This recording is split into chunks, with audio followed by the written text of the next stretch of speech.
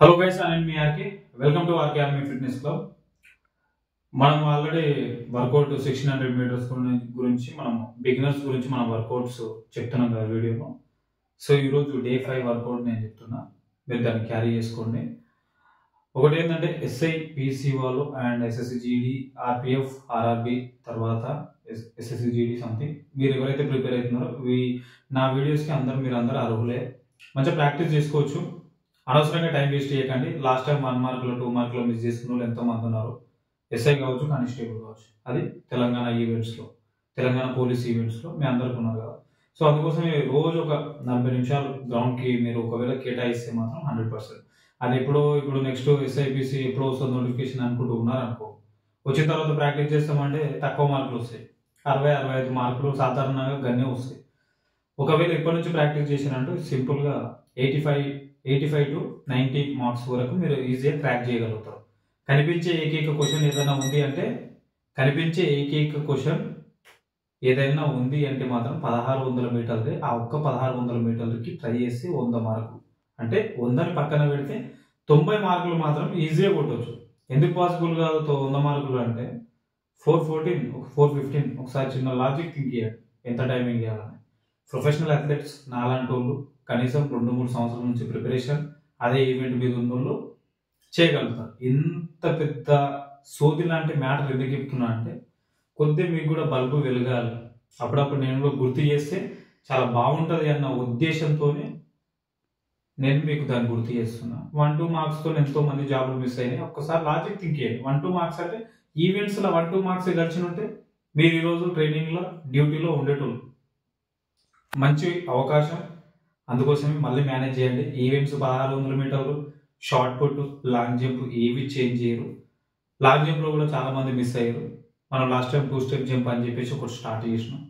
So ఇప్పటి నుంచి practice చేసుకోవడం చాలా ఉత్తమం, చాలా బెటర్ అని నేను అనుకుంటున్నాను. సో అదంతా పక్కన పెడదాం. ఇప్పుడు డే 5 వర్కౌట్ గురించి చెప్తున్నా, ఒకసారి మంచిగా క్యాచ్ చేసుకోండి. 4 రెపిటేషన్స్ అంటే 4 రెపిటేషన్స్ ఎట్లనో సింపుల్గా చెప్తాను. 3 నిమిషాలు మీకు సాధ్యమయ్యేంత వరకు మీడియం ఫాస్ట్ అంటే అటు ఫాస్ట్ కాకుండా ఇటు స్లో కాకుండా 3 నిమిషాలు స్పీడ్గా రన్ చేయండి. తర్వాత 1 మినిట్ జాగ్ చేయండి. మళ్ళీ తర్వాత 3 నిమిషాలు స్పీడ్ చేయండి. మళ్ళీ తర్వాత 1 మినిట్ జాగ్ చేయండి. 3 నిమిషాలు స్పీడ్ చేసిన తర్వాత 1 మినిట్ జాగ్ అనేది అదొక రెస్ట్ లాంటిది. మళ్ళీ తర్వాత ఇవి 4 రెపిటేషన్స్ మొత్తం కంప్లీట్గా అయిపోయిన తర్వాత కూల్ డౌన్ అండ్ స్ట్రెచ్చింగ్ చేసుకొని ఒక 10 నిమిషాలు ఆగి వాటర్ తాగి గ్రౌండ్ నుంచి బయటకు వెళ్ళిపోండి. సో ఈ వర్కౌట్ మళ్ళీ ఒకసారి ఏంటంటే 3 నిమిషాలు స్పీడు, 1 నిమిషం జాగింగ్, మళ్ళీ 3 నిమిషాలు స్పీడు, 1 నిమిషం జాగింగ్, మళ్ళీ 3 నిమిషాలు స్పీడు, 1 నిమిషం జాగింగ్, మళ్ళీ 3 నిమిషాలు స్పీడు, ఇంకొక నిమిషం జాగింగ్ చేసి వర్కౌట్ 4 రెపిటేషన్స్ కంప్లీట్ చేయండి. 3 నిమిషాలు స్పీడ్, 1 మినిట్ జాగ్ చేస్తే 1 రెపిటేషన్, ఇట్లా 4 చేయండి. ఇన్నిసార్లు మళ్ళా చిన్నపిల్లలకి చెప్పినట్టు చెప్తున్నాడు ఏంటి అని అనుకోకండి.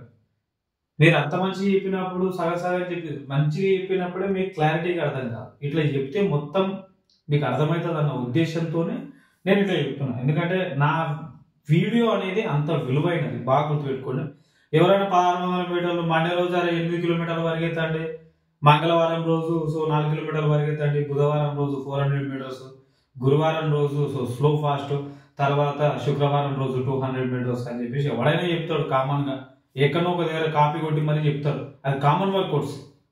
నేను చెప్పేది ఏం తెలుసా, ఒక 1600 మీటర్లు కావచ్చు, బిగినర్ని నేను ఒక స్ట్రాంగెస్ట్ పర్సన్గా నేను రెడీ చేస్తాను.